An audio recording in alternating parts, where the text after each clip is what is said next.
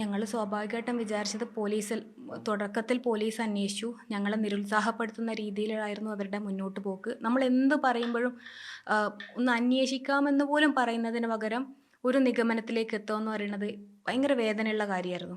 പിന്നീട് പിന്നീട് അന്വേഷിച്ച ഡിവൈഎസ്പി അതേ രീതിയിൽ തന്നെയാണ് മുന്നോട്ട് പോയത്. അങ്ങനെയാണ് ക്രൈംബ്രാഞ്ചിലേക്ക് വിട്ടത്. പക്ഷെ അവരും പോലീസിനെ പോലെ തന്നെ മുൻവിധിയോടെ കൂടിയിട്ട് ഇത് അന്വേഷിച്ചിട്ട് ഇതിലെ ബാക്കിയുള്ള എല്ലാ കാര്യങ്ങളും തഴയുന്ന രീതിയിലാണ് മുന്നോട്ട് പോയത്. അപ്പം ഞങ്ങൾ പല ഘട്ടത്തിലും അന്വേഷണം ശരിയായ ദിശയിലല്ല എന്നുള്ളത് നമ്മൾ പ്രധാനപ്പെട്ട പല ആൾക്കാരെയും കണ്ടിട്ടും കത്തുകളായിട്ടും ഒക്കെ ഞങ്ങളുടെ പരാതി അറിയിച്ചിട്ടുണ്ടായിരുന്നു.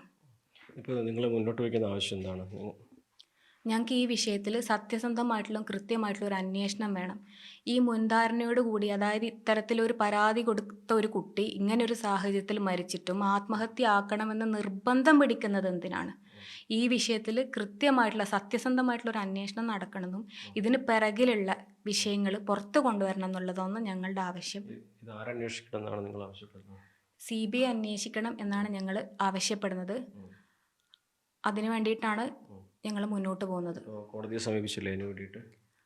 ഹൈക്കോടതിയിൽ CBI അന്വേഷണത്തിന് വേണ്ടിയിട്ട് ഞങ്ങൾ പരാതി കൊടുത്തിട്ടുണ്ട്. ഈ കേസിൻ്റെ ഈ പോക്സോ കേസിൽ പ്രതിയായ അയാളിപ്പോഴും റിമാൻഡിലാണ്. ആ കേസിൽ ഈ പോക്സോ പരാതിയിൽ അന്വേഷണം കൃത്യമായി നടക്കുന്നുണ്ടെന്ന് കരുതുന്നുണ്ടോ?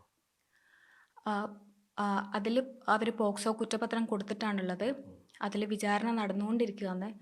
രണ്ടും രണ്ട് കേസായിട്ടാണ് കോടതിയിൽ പോയത്. പിന്നെ ഒരുപാട് കേസുകൾ അനിയത്തിയുടെ മരണശേഷം അയാൾക്ക് വന്നതുകൊണ്ട് പിന്നീട് സുപ്രീം കോടതിയൊക്കെ അയാളുടെ ജാമ്യം തള്ളിയത്.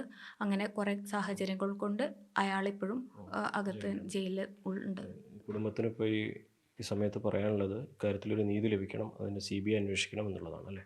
അതെ, ഇതുമായി ബന്ധപ്പെട്ട് ഒരുപാട് ദുരൂഹതകളുണ്ട്, സംശയങ്ങളുണ്ട്. ഒന്നാമത്തെ ദിവസം മുതൽ നമ്മൾ ചൂണ്ടിക്കാട്ടിയതെല്ലാം എന്തിനാണ് ഇത്രയും നിർബന്ധപൂർവം ഇതിനൊക്കെ മറ്റൊരു തരത്തിലേക്ക് വളച്ചൊടിക്കപ്പെടുന്നതെന്ന് ഞങ്ങൾക്ക് ഇപ്പോഴും മനസ്സിലാവുന്നില്ല. അപ്പം അങ്ങനെ തന്നെയാണ് ഞങ്ങൾ മനസ്സിലാക്കുന്നത്. കാരണം അല്ലാന്നുണ്ടെങ്കിൽ ഇതൊരു സത്യസന്ധമായ അന്വേഷണം മാത്രം ആവശ്യമുള്ളൊരു കേസായിരുന്നു.